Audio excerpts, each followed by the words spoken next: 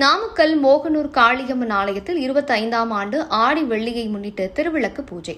நாமக்கல் மாவட்டம் மோகனூரில் காளியம்மன் கோவில் அமைந்துள்ளது.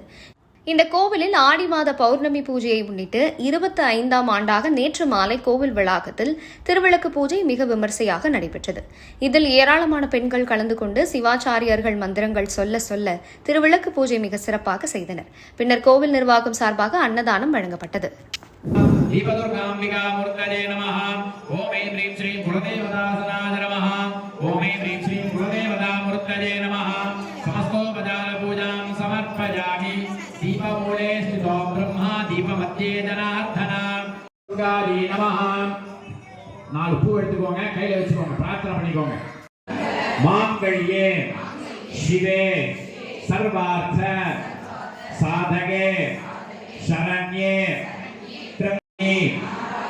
நமோஸ்துதே இல்லக விளக்கது இருள் கெடுப்பலக விளக்கது பலரும் காண்பது நல்லக